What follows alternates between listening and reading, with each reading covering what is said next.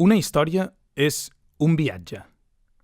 A algú, un personatge, que anomenem protagonista i que és el guia de tota la història, li passen una sèrie de coses. Imagineu-vos aquest viatge com un cercle. Una història és una volta sencera al cercle. I aquest viatge el dividim en 8 parts. Tu, necessitat, ves, busca, troba, rep, torna i canvia. Anem per parts.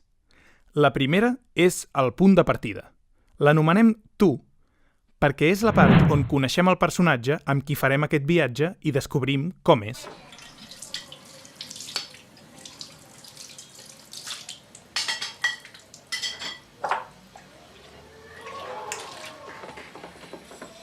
A la segona part, descobrim que el personatge té algun problema, alguna cosa que voldria tenir però no té, o alguna necessitat.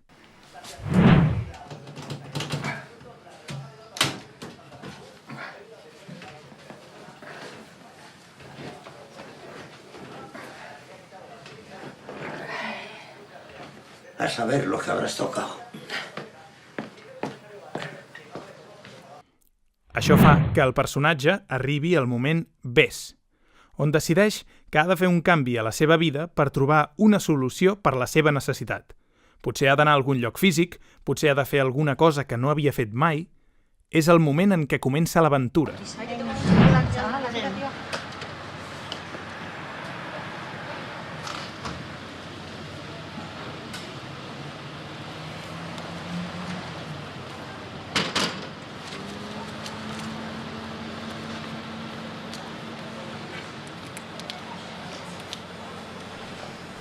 Llavors, tenim la part on el personatge que ha començat aquest viatge està en un món nou, desconegut i amb diferents dificultats, buscant la manera de sortir-se'n.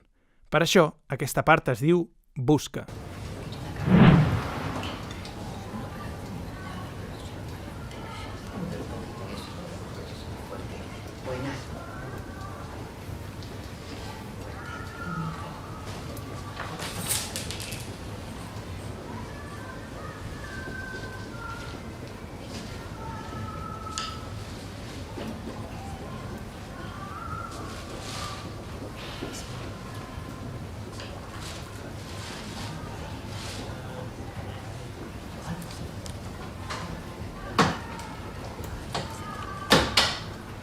Després arriba el moment troba, on el personatge troba alguna cosa que li indica com ha d'actuar, troba la clau per sortir-se'n.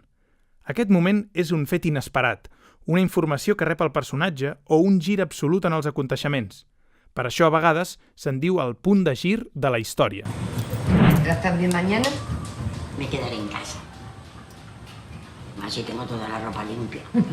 Y tan limpia, porque estas son las mismas sábanas que trajiste ayer, ¿verdad? Ven, mujer, que más limpias las tendrá mañana. El personatge, després d'haver trobat aquesta situació, arriba a la part rep. El protagonista ha rebut un coneixement i l'ha d'utilitzar per aconseguir el seu objectiu. En aquesta part, les dificultats són més grans. La situació és molt més difícil que abans. Lo de la lavadora ya está arreglado. Gerardo me ha dicho que en el almacén tiene alguna de las antiguas y nos la puede dejar más barata.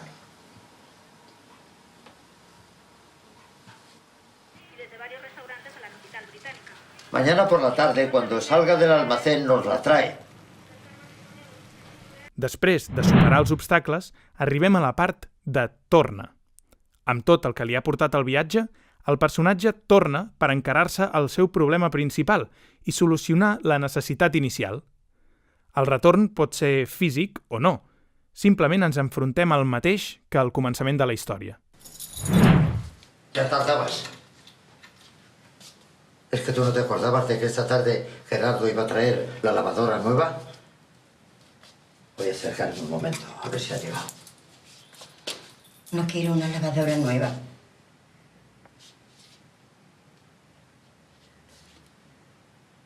¿Cómo? No quiero una lavadora nueva. Això ens porta a l'última part. Canvia. El viatge s'ha acabat I ara veiem com el protagonista ha aconseguit transformar certes coses de la seva vida.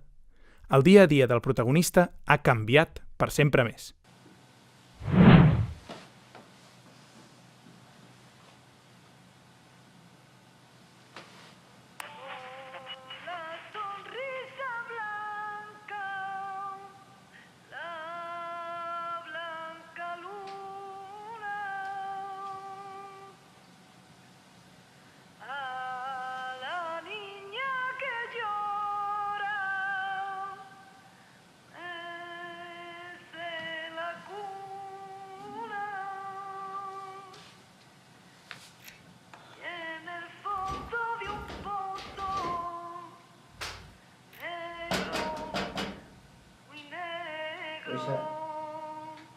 Luisa.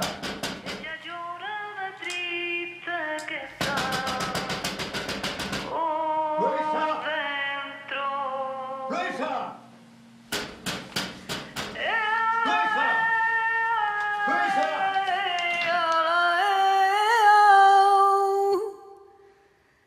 I així es completa una volta al cercle i la història es tanca. Com veieu, aquest cercle està dividit en 4 parts. I per què? Doncs la primera part del cercle és la part estàtica del protagonista. La Luisa és d'una manera durant la primera meitat i a partir d'aquest punt, el moment troba, fa un canvi. Després, el personatge, ja canviat, representa la segona meitat de la història. Per tant, tenim personatge estàtic i personatge canviat. Per altra banda, tenim una part de la història on el personatge es troba en el territori conegut, rutinari, i una altra on el personatge està en territori desconegut. Aquest territori desconegut pot ser una activitat que no ha fet mai o establir una relació amb gent nova, o també pot ser un viatge físic a un lloc desconegut. Així, les dues meitats horitzontals són territori conegut i territori desconegut. És a dir, que tenim una primera part coneguda i estàtica, una segona part desconeguda però amb el personatge encara estàtic, una tercera part amb el personatge canviat i en territori desconegut, i finalment una quarta part amb el personatge canviat però que ha retornat al terreny conegut.